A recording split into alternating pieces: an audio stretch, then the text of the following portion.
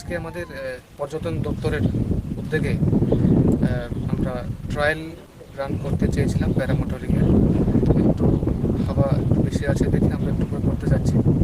তো এই যে এয়ার অ্যাক্টিভিটিস, এয়ারো স্পোর্টসের মধ্যে দুটো হয়। একটা হচ্ছে প্যারাগ্লাইডিং, যেটা আমরা জম্পুয়ে করতে যাচ্ছি, আর একটা হচ্ছে প্যারামোটরিং। তো দুটোর মধ্যে তফাৎ এটাই যে প্যারাগ্লাইডিংয়ে মোটর থাকে না, প্যারামোটরিংয়ে আপনাদের মোটর থাকে। তো আমরা এই প্যারামোটরিং আমরা চালু করতে যাচ্ছি নির্মহলে।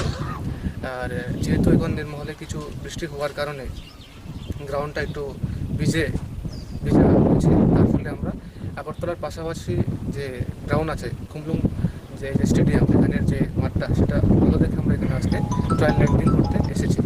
এই জন্য আমরা এই আমাদের যে প্যারামোটরিং দুটো আমরা কিনেছি, যে দুটো ইউরোপ থেকে এসেছে আমাদের দুটো প্যারামোটরিং যে সেট। তারপর আমরা দুজন আমাদের ট্রেনিং আমরা গুরগাঁও মানেশ্বরে পাঠিয়েছিলাম, তারা ট্রেনিং করে এসেছে, এখানে তারা দাঁড়িয়ে আছে, বিপ্লব এবং নজরুল। তো আমরা চাইছিলাম যে এটা একটা ট্রায়াল হওয়ার সঙ্গে সঙ্গে আমরা একটা এই অ্যাডভেঞ্চার স্পোর্টস বলে এই জিনিসটা আমরা যাতে নির্মহলে চালু করতে পারি, যাতে করে এখানে যারা পর্যটক আসবে তারা জাস্ট শুধু ঘোরাফেরা ছাড়াও প্যারাগ্লাইডিং এবং প্যারামোটরিং তারা করতে চাইবে। আজকে আমাদের মাননীয় মন্ত্রী মহোদয় আসার কথা ছিল, কিন্তু ওনার একটা কাজে ব্যস্ততার ফলে উনি আসতে পারেন নাই।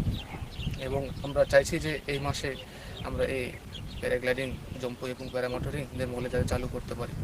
তো সেই জন্য আজকে আমাদের এখানে এসে আমরা এই যে ট্রায়াল ল্যান্ডিং করতে, যে ট্রায়াল যে প্যারামোটরিং করতে চাইছি। এবং এই আমরা আমাদের যে ট্রেনে যারা গুরগাঁও থেকে ট্রেন করে এসেছে তাদেরকে দিয়ে আমরা এখানে আজকে ট্রায়াল ল্যান্ডিং করতে চাইছিলাম আর কি।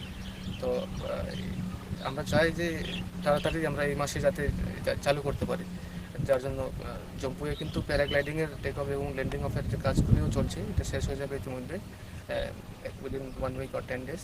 আর প্যারামোটরিং নির্মহলে যদি গ্রাউন্ডটা শুকনো হয়েছে আমরা সেখানে চালু করতে পারবো। আর আমরা মন্ত্রী মহোদয়ের পক্ষ থেকে পারমিশন নিয়ে আমরা চেষ্টা করবো যত শীঘ্র এটা চালু করবো।